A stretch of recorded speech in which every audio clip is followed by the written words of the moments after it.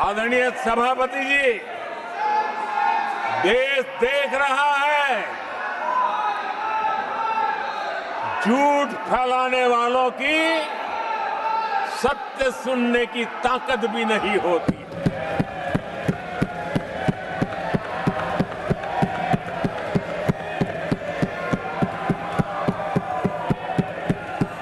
രാഷ്ട്രപതിയുടെ പ്രസംഗത്തിന്മേലുള്ള നന്ദിപ്രമേയ ചർച്ച ഇന്നത്തോടെ രാജ്യസഭയിലും അവസാനിച്ചു.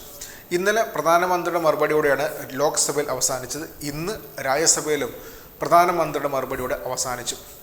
ഈ സമ്മേളനം രാഷ്ട്രപതിയുടെ പ്രസംഗത്തിനുള്ള നന്ദിപ്രമേയ ചർച്ചയ്ക്ക് വേണ്ടിയുള്ള സമ്മേളനം പ്രതിപക്ഷമാണ് വിജയിച്ചെന്ന് എടുത്തു തന്നെ പറയാം.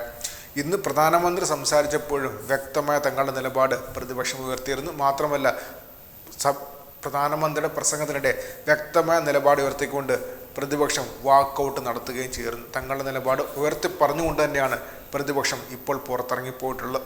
കഴിഞ്ഞ 10 വർഷം പോലെയല്ല, ഇനിയുള്ള 5 വർഷമെന്ന് തെളിയിക്കുന്നതാണ് ആദ്യത്തെ ദിവസങ്ങളിലെ രാജ്യസഭയിലെ ലോക്സഭയിലെ നിർണായകമായ ദൃശ്യങ്ങൾ. നമുക്ക് ആ ദൃശ്യങ്ങൾ, ഇന്നും പ്രധാനമന്ത്രിയോട് കലഹിച്ച് പ്രതിപക്ഷം ഇറങ്ങിപ്പോകുന്ന ദൃശ്യങ്ങൾ നമുക്കൊന്ന് കാണാം. नए फुटप्रिंट्स भी अवश्य रूप से देखेंगे।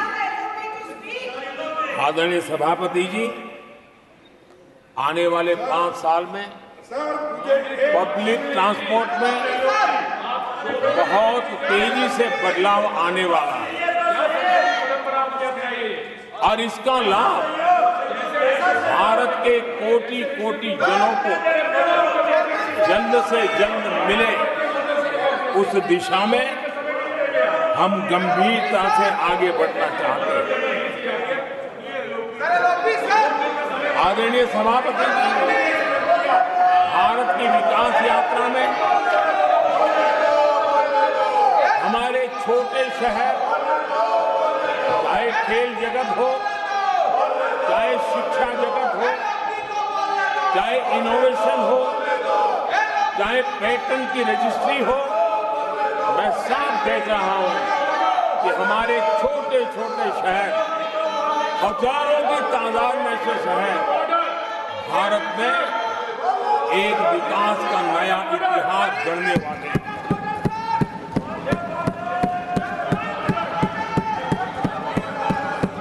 आदरणीय सभापति जी, मैंने पहले भी कहा है कि भारत के विकास यात्रा में 4 प्रमुख स्तंभ, उसका सशक्तिकरण, उनको अवसर, ये बहुत बड़ी ताकत देने वाले हैं। आदरणीय सभापति जी, हमारे देश के किसान, हमारे देश के गरीब, हमारे देश के युवा और हमारे देश की नारी शक्ति, आदरणीय सभापति जी, हमने हमारी विकास यात्रा में हमारा जो फोकस है उसको हमने रेखांकित किया है। आदरणीय सभापति जी, यहाँ भी कई साथियों ने खेती और किसानी को लेकर के हर एक ने विस्तार से अपने विचार रखे हैं और अनेक बातें सकारात्मक रूप से भी रखी है। मैं किसानों को लेकर सभी सदस्यों को और उनकी भावनाओं का आदर करता हूं। बीते 10 वर्ष में हमारी खेती हर प्रकार से लाभकारी हो, किसान को लाभकारी हो, उस पर हमने हमारा ध्यान केंद्रित किया है। अनेक योजनाओं से उसको हमने ताकत देने का प्रयास किया है, चाहे फसल के लिए ऋण हो,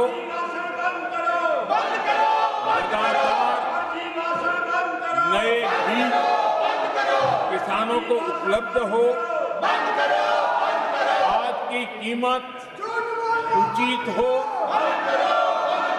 और फसल बीमा का लाभ पहले की सारी मुसीबतें दूर कर देते किसानों को सरलता से उपलब्ध हो। ऐसी चाहे एमएसपी पर खरीद की बात हो, हमने पुराने सारे रिकॉर्ड तोड़ करके किसानों को लाभ दिया। एक प्रकार से बीज से बाजार तक हमने किसानों के लिए हर व्यवस्था को बहुत माइक्रो प्लानिंग के साथ मजबूती देने का भरपूर भरसक प्रयास किया है और व्यवस्था को हमने चाक चौबंद किया है। आदरणीय सभापति जी, पहले हमारे देश में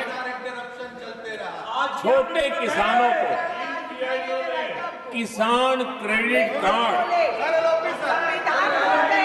लोन पाना करीब करीब न के बराबर था, बहुत मुश्किल था। जबकि उनकी संख्या सबसे अधिक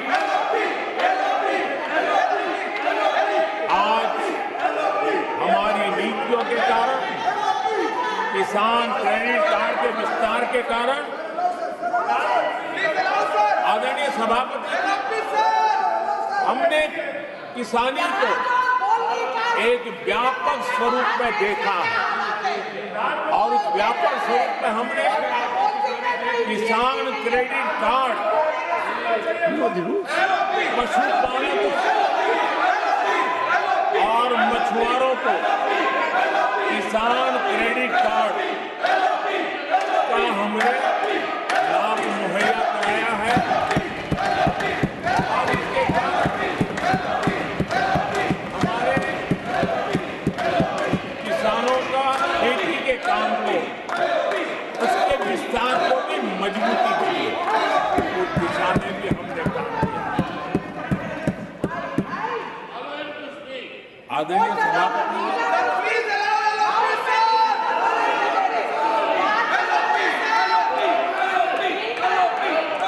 कांग्रेस के कार्यकाल में 10 साल में एक बार किसानों की कर्ज माफी की बहुत डोल पीटे गए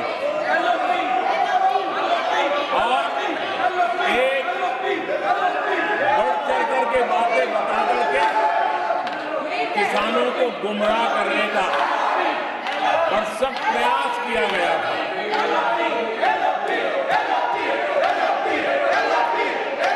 और 60,000 करोड़ की कर्ज माफी, उसका इतना हल्ला मचाया था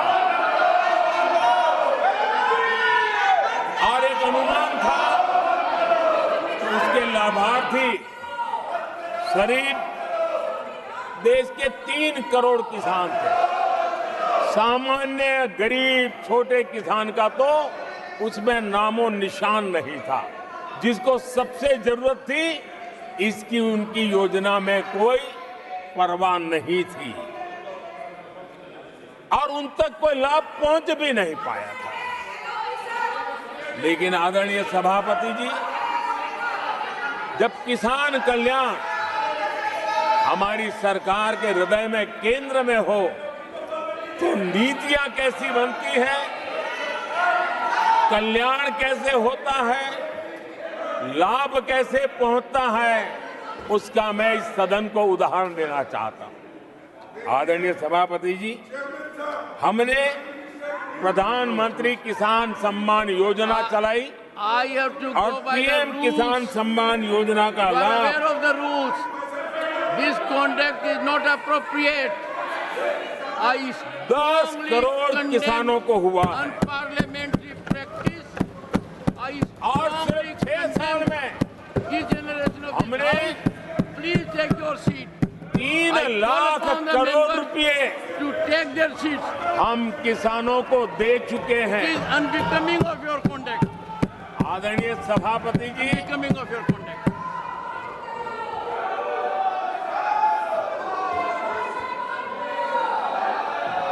आदरणीय सभापति जी, देश देख रहा है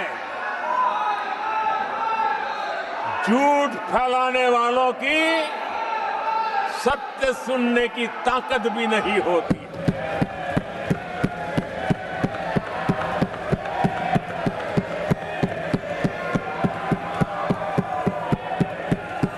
जिनका सत्य से मुकाबला करना, इसके लिए जिनके हौसले नहीं है, वो बैठ करके इतनी चर्चा के बाद उन्होंने उठाए हुए सवालों के जवाब भी सुनने की हिम्मत नहीं है। इन्होंने ये अपर हाउस को अपमानित कर रहे हैं। इस अपर हाउस की महान परंपरा को अपमानित कर रहे हैं। आदरणीय सभापति जी, देश की जनता ने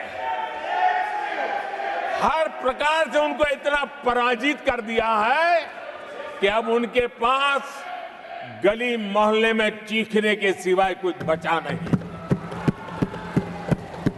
नारेबाजी, हो हल्ला और मैदान छोड़ के भाग जाना, यही उनके नसीब में लिखा हुआ।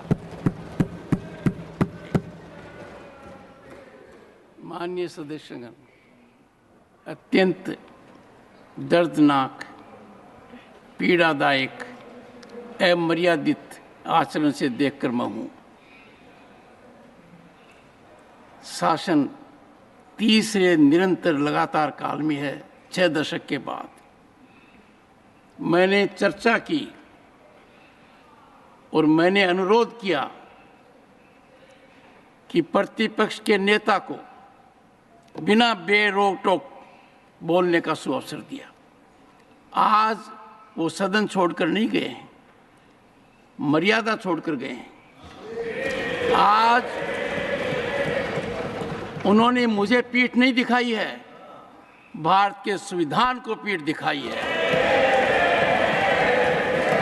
आज उन्होंने मेरा अनादर और आपका अनादर नहीं किया है, उस शपथ का अनादर किया है जो संविधान के तहत ली है। भारत के संविधान की इससे बड़ी अपमानित बात नहीं हो सकती। ऐसा कैसे हो सकता है? House of elders, the upper house, हमें देश का मार्गदर्शन करना है। मैं उनके आचरण की भर्त्सना करता हूं। देश के 140 करोड़ लोग इसे हाथ होंगे। सदन का मतलब है सत्ता पक्ष की बात सुनो जब आपने अपनी पूरी बात कह दी।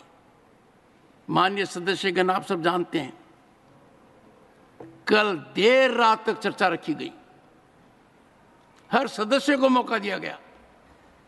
It is an occasion where they have challenged Indian Constitution. They have outraged the spirit of Indian Constitution. They have disregarded the oath they have undertaken. मैं इस कुर्सी पर बैठकर इतना दुखी हूं कि भारत के संविधान का इतना बड़ा अपमान, इतना बड़ा मजाक। भारत का संविधान हाथ में रखने की किताब नहीं है, जीने की किताब है।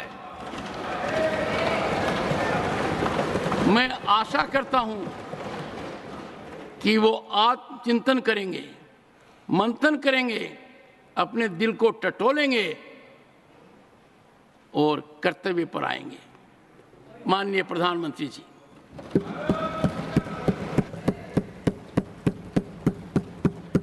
आदरणीय सभापति जी,